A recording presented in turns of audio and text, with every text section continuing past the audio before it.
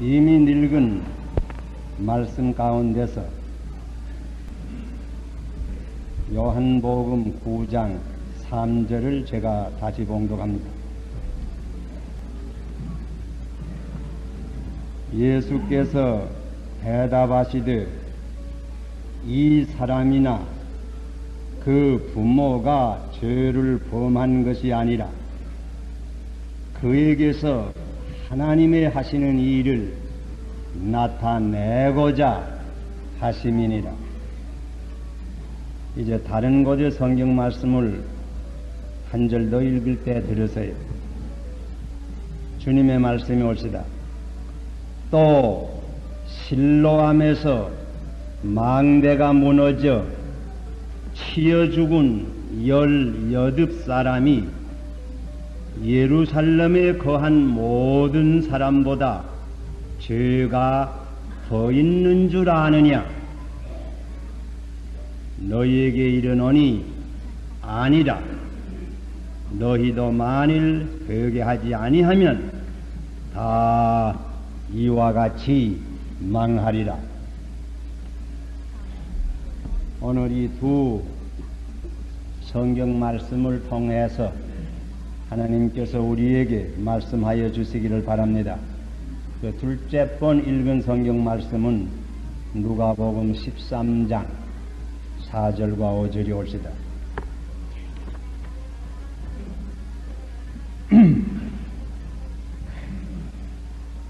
예수님께서 길을 가실 때에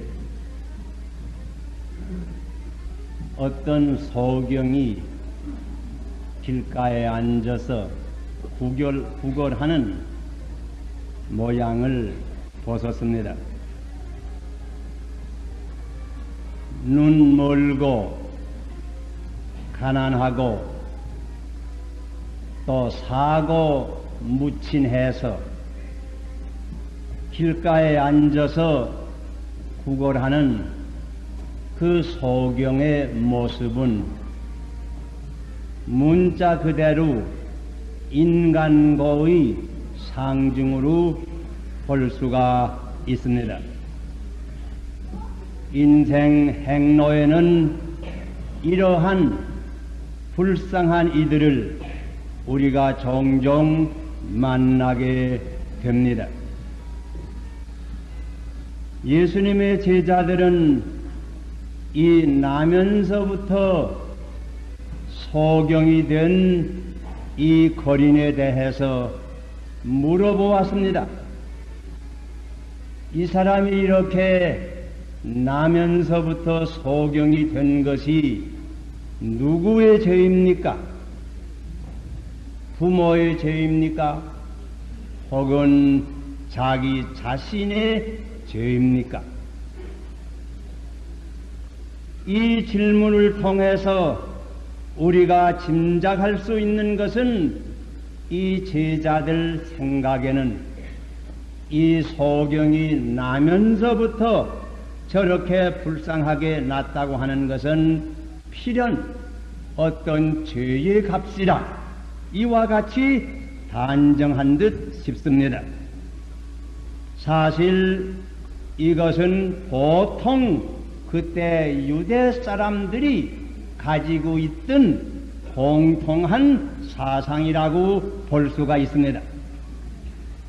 이와 같은 사상은 우리 사회에서도 종종 볼 수가 있고, 특별히 인도교나 불교 같은 종교에서는 소위 칼마의 법칙이라고 해서 인과 응보의 법칙에 의지해서 전생에 죄를 지은 사람은 저렇게 큰 고난을 받는다고 분명히 우리에게 설명해 주는 것을 우리가 볼 수가 있습니다.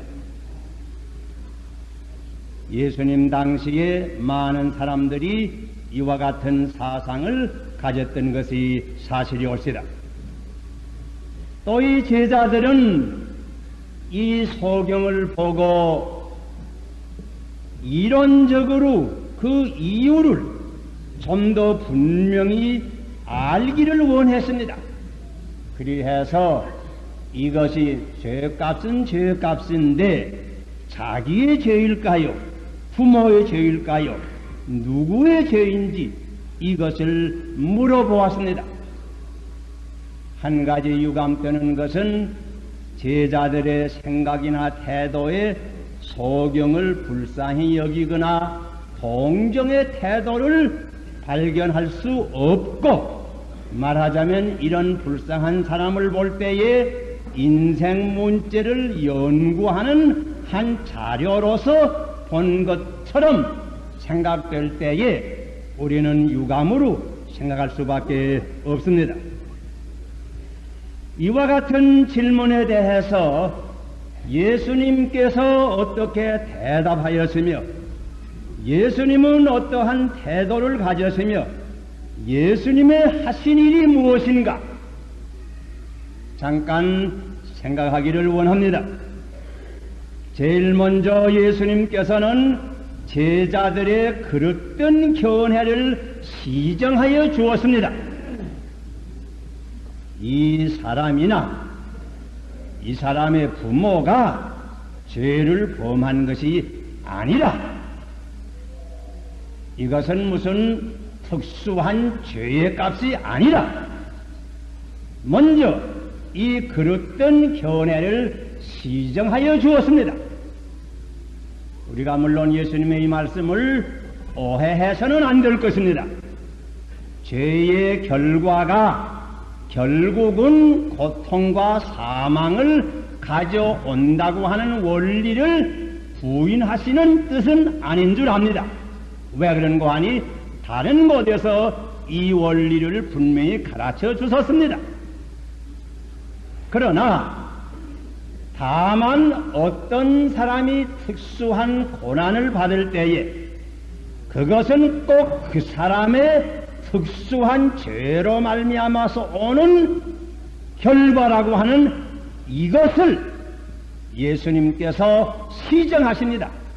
이 그릇된 생각을 시정하십니다. 또 물론 여기에 대해서도 어떤 때에 어떤 개인에게 있어서는 직접 죄의 결과로 고난을 받는 사람을 우리가 봅니다. 솔직히 말하면 방탕한 사람이 어떤 성병으로 고난을 받는다든지 이런 것은 직접 죄의 결과인 것을 우리가 압니다. 그러나 일반적으로는 이 세상에서는 악한 사람이나 선한 사람이나 재난도 같이 당하고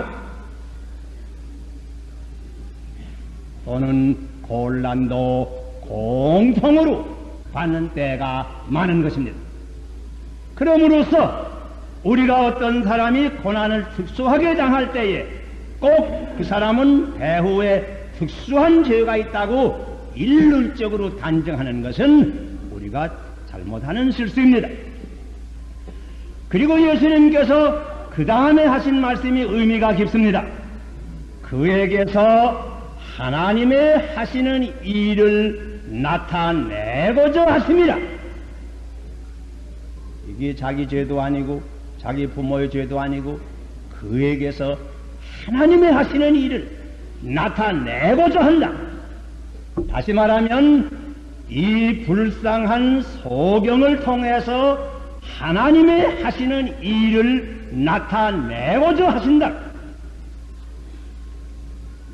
주의해 보세요. 예수님께서는 이론적 견지에서 보다도 실제적 견지에서 인간고를 보셨습니다.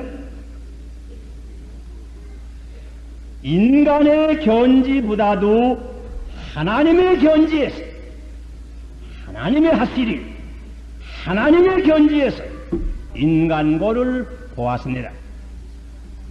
과거의 어떤 원인을 찾아서 운명적 견지에서 보다도 현재에 무슨 일을 할 수 있느냐, 사명적 견지에서 인간고를 보았습니다. 하나님은 인간고를 통해서 하실 일이 있습니다. 하나님은 인간고를 통해서 그의 자비를 나타내십니다. 하나님은 그의 능력을 나타내십니다.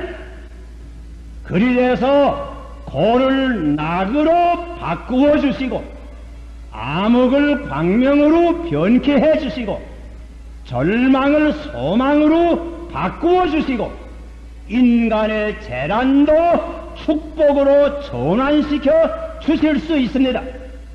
하나님은 인간고를 통해서 인간의 가장 귀한 영혼까지 구원하여 주실 때가 많이 있습니다. 이 하나님의 일을 나타내는 것이 그리스도의 사명이요 그리스도를 믿는 사람들의 사명인 것을 예수님께서 분명히 말씀하셨습니다. 그리해서 예수님께서는 다만 그 소경을 고쳐주셨습니다. 암흑한 그 소경에게 광명을 주었습니다.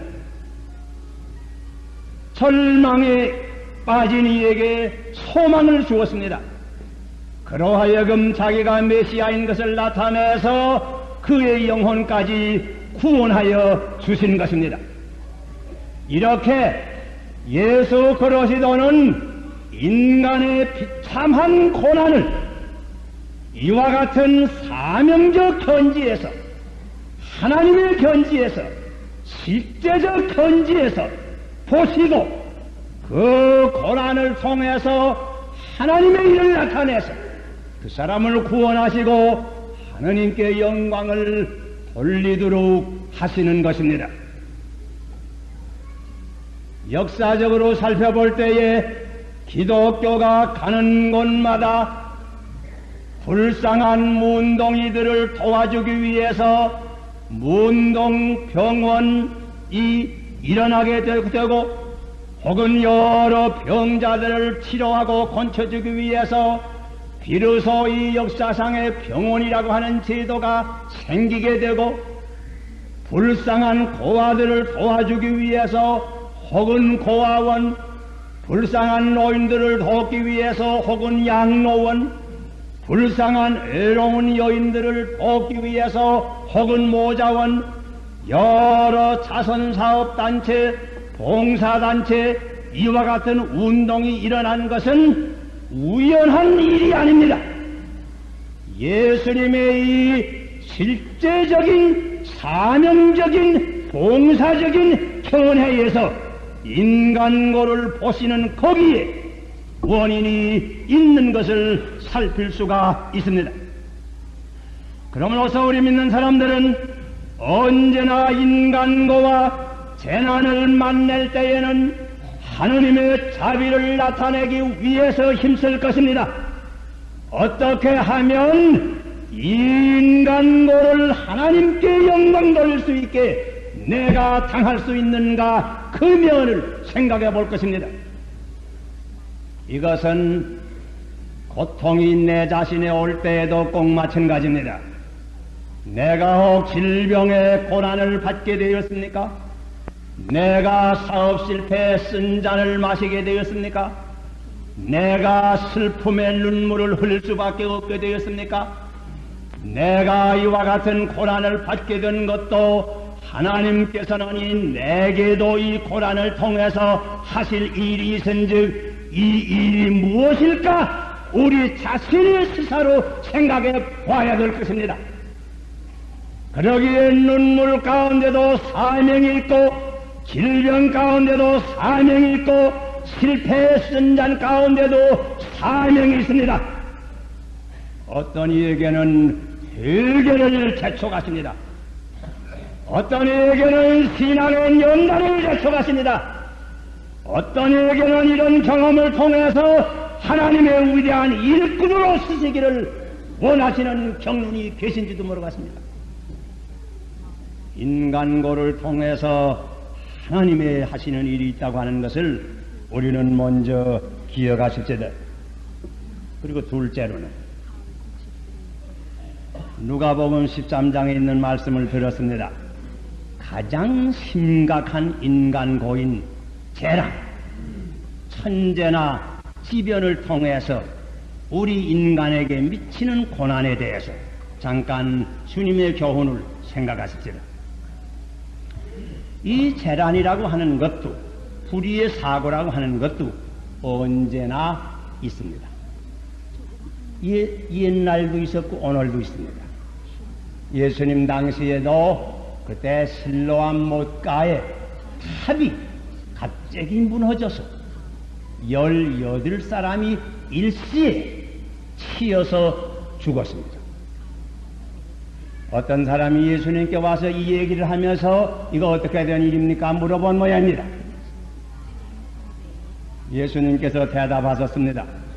너희들 생각에 이렇게 이 탑이 무너지는 사고로 말미암아서 18사람이 갑자기 몰살을 했는데 이렇게 됐다고 이 사람들이 예루살렘에 있는 다른 사람들보다 죄가 더 많은 줄 아느냐? 아니라. 그런 거 아니야. 그러면서 계속해서 하시는 말씀은 그러나 내가 분명히 너희들에게 말하는 것은 너희가 만일 회개하지 아니하면 너희도 다 이와 같이 망할 때가 있습니다. 자, 여러분, 여기에 있어서도 우리 주님의 태도는 그 재난의 원인을 철학적으로 신학적으로 설명해 주려고 하지 아니합니다. 단순히 실제적 현지에서 우리가 마땅히 배울 교훈을 가르쳐 줍니다. 너희가 만일 회개하지 아니하면 다 이와 같이 망한다. 여러분, 재난도 누구나 올 수 있습니다.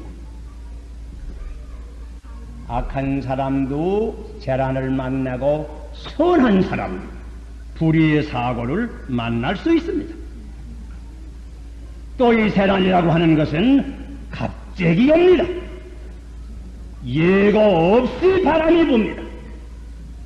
예고 없이 홍수가 납니다. 재난이라고 하는 것은 갑자기 옵니다. 지진이 납니다. 그러므로서 이와 같은 사건을 너희들이 볼 때에 예수님께서 우리에게 권면하시는 말씀은 그런 까닭으로 너희가 죄를 회개하고 언제든지 준비하고 살아라. 그 말씀입니다. 우리는 언제 무슨 일을 당할 수 알 수 없으니까. 또 이건 누구에게 나오니까. 언제든지 죄를 회개하고 언제든지 하나님을 만날 준비를 하고 살아. 그럼 우리에게는 언제 회개하라는 말입니다.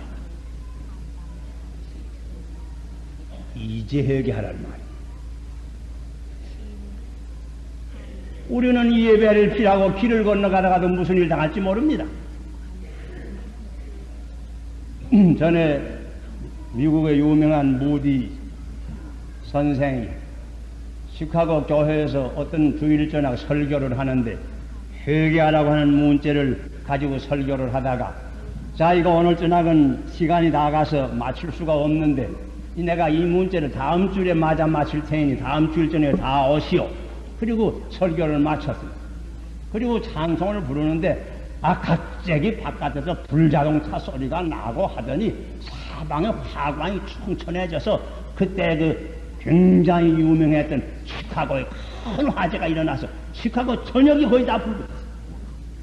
그날 저녁에 무디 선생의 설교를 들은 사람 가운데도 많이 불에 타서 죽었습니다. 그 경험을 당하고 무디가 한탄하는 말이 내가 왜 그날 저녁에 회개하라고 말하지 않았던가? 오는 줄 지나 다시 오라고 했다.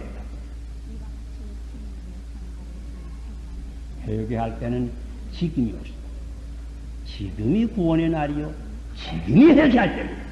우리는 언제든지 회개하고 언제든지 무슨 일을 만날지라도 주님을 만날 준비를 하고 살아요. 둘째로 예수님의 이 경고를 우리가 기억해야 할 것 같습니다. 셋째는 예수님께서는 이렇게 두 가지로만 가르친 거 아닙니다. 셋째로 예수님께서는 십자가에서 인간이 받을 수 있는 모든 고난, 육체적, 정신적 모든 고난을 친히 당하셨습니다. 이사야 53장 4절 이하에 그는 실로 우리의 질고를 지고 우리의 슬픔을 당하였거늘 우리는 생각하기를 그는 징벌을 받아서 하나님에게 맞으며 고난을 당한다 하였노라. 그가 찔림은 우리의 허물을 인함이요 그가 상함은 우리의 죄악을 인함이라. 예수 그리스도는 단순히 인간의 고를 통해서 사명을 행하라고 우리에게 권면만 하지 않았습니다. 재난을 당할 때에 회개하라고 경고만 하지 않았습니다. 그는 친히 자기가 인간고에 같이 참여해서 그 고난을 자기가 당하시고 모든 고난과 죄악 가운데서 전 인류를 구원하여 주셨습니다. 이것이 십자가의 뜻입니다.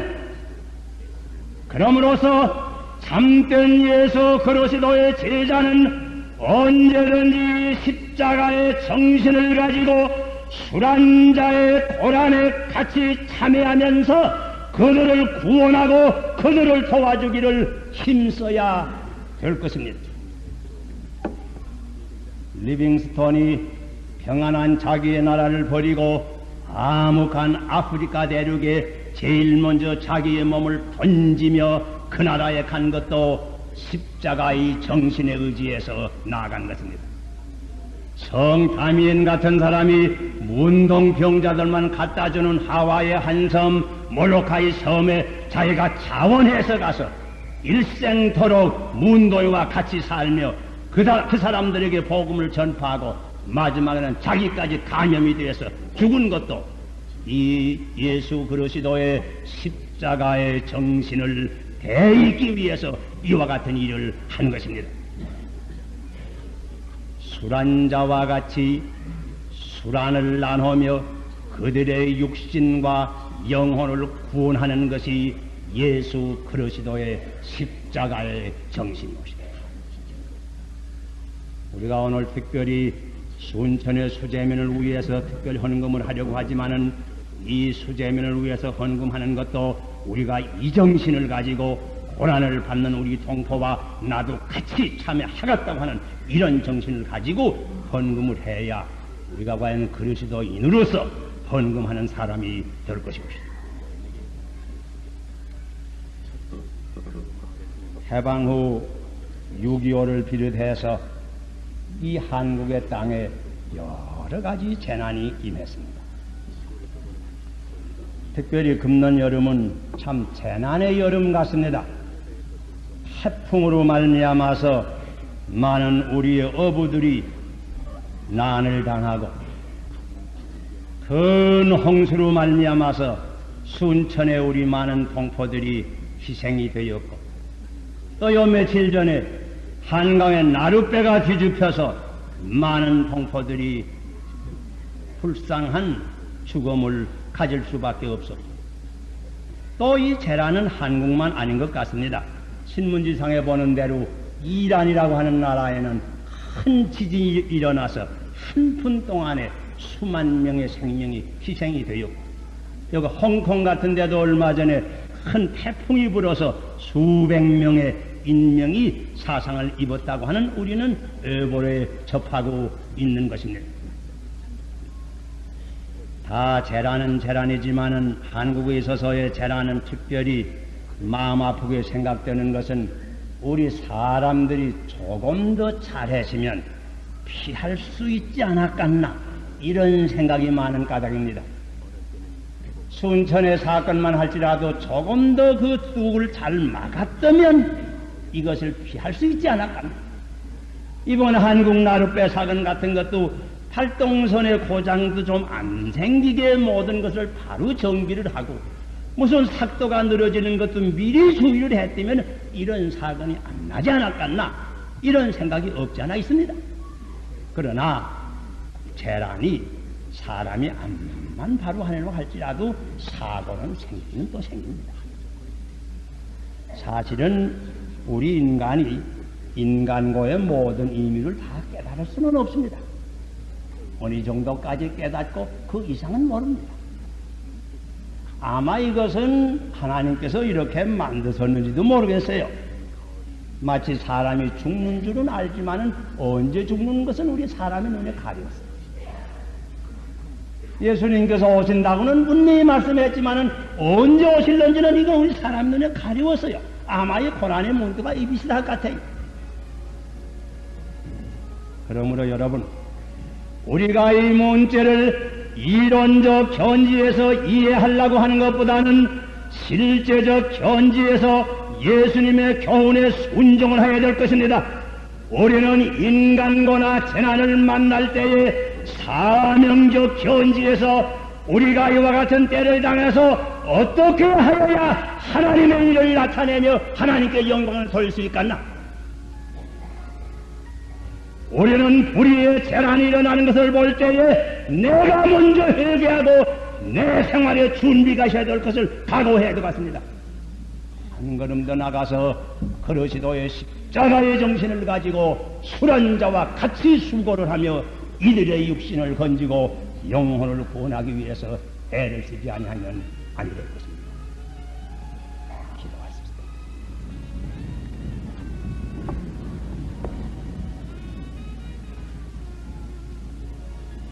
사랑하시는 우리 하나님 아버지시여, 지금 저희들이 주님이 인간고에 대한 재난에 대한 주신 교훈을 다시 한번 생각하였습니다. 저희들은 이 고난 가운데도 사명이 있는 것을 깨달아서 이 사명을 다할 수 있는 저희들 되게 하여 주시옵소서.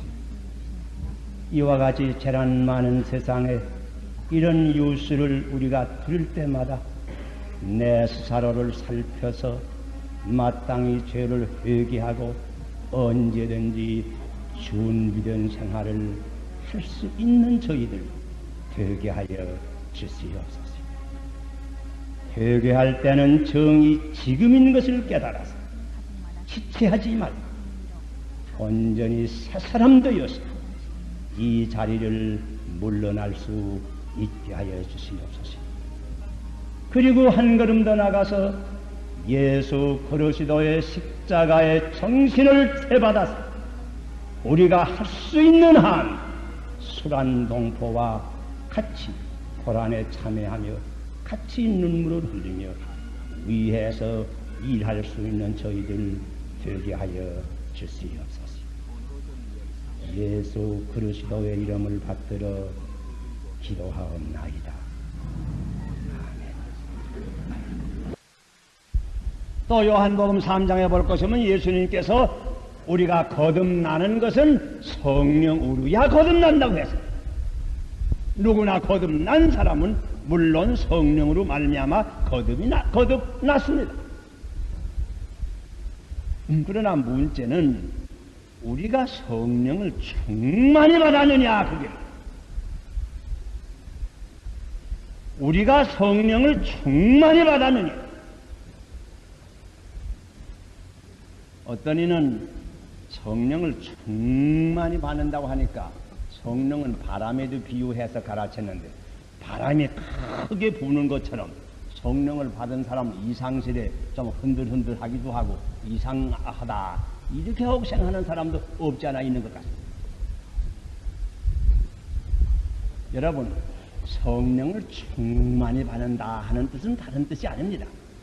성령께서 우리의 마음, 그러니까 우리의 심리, 지적생활, 심정, 감정생활, 심지, 의지의 생활, 우리의 심령 전체, 생활 전체를 성령께서 오셔서 주장하신다 하는 그 뜻입니다. 자, 여러분, 성령은 어떤 사람이 좀 말할 때 좀 이상한 말 같지만은 신사이십니다. 그건 무슨 말인가 하니 성령께서는 억지로 얻은 사람의 마음속에 가서 억지로 다른 거다 주장하는 거 아닙니다. 우리 인간의 이지가 성령의 감화를 거스를 수 있어요. 그러게 성경에 볼 것이면 성령을 거스리지 말라. 거역하지 말라. 성령을 근심케 하지 말라. 얻는 때는 성령의 감화를 소멸하지 말라. 다시 말하면 우리가 다 예수를 믿은 사람은 참 믿을 때에 성령의 감화로 예수를 믿었습니다. 그러나 성령께서 우리 마음속에 오시긴 오셨지만은 우리 마음속에 얻는 조그마한 부분만 주장하십니다. 다른 부분은 내 뜻대로 합니다.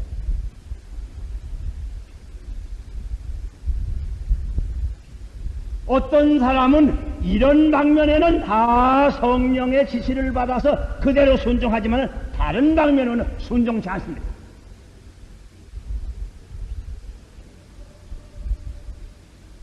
또 한 사람이라도 어떤 때에는 온전히 내 생활 전체를 하나님 아버지께 맡겨서 성령이 온전히 주장하게 하지만 어떤 때에는 일부분만 주장하는 것을 허락하게 할 때가 있습니다. 그러기에 같은 사람이라도 얻는 때는 성령이 충만한 때가 있고 충만하지 않은 때가 있습니다.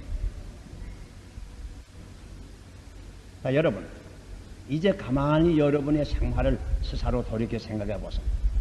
내 심령, 내 생활 전체에 성령이 다 주장하십니다. 혹은 일부분만 성령께서 주장하게 하십니다. 성령을 충만히 받는다 하는 말은 성령께서 우리 심령 속에 오셔서 우리 심령 전체를 주장하신다고 하는 이 말입니다.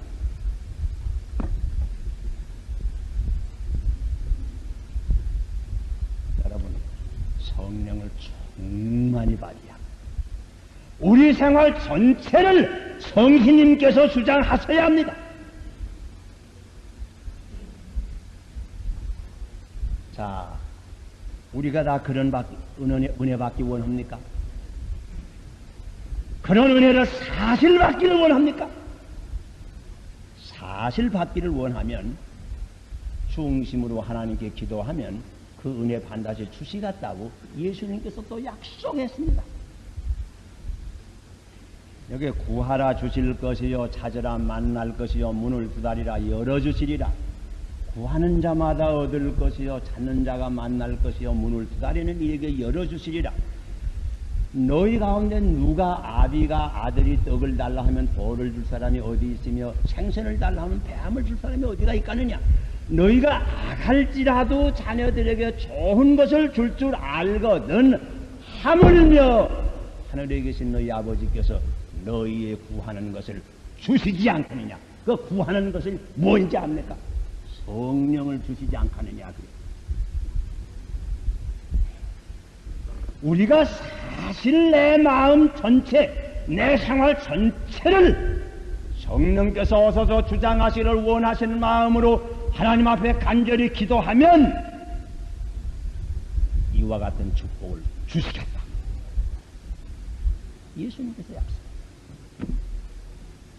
이것은 어떤 개인이 이와 같은 결심을 가지고 기도하면 개인의 생활이 이와 같은 은혜를 받을 수 있고 어떤 가정이 합심해서 이 목적을 위해서 기도하면 그 가정이 이와 같은 은혜를 받을 수 있고 어떤 교회가 합심해서 이 목적으로 기도하면 그 온 교회에 성령이 충만한 은사가 임할 겁니다. 교회라고 다 성령이 충만한 거 아닙니다. 여러분 잘 아십니다. 충만한 교회가 혹 있고 그렇지 않은 교회가 많고 한 교회라도 어떤 때는 충만하실 수 있고 어떤 때는 충만치 않을 때가 있습니다.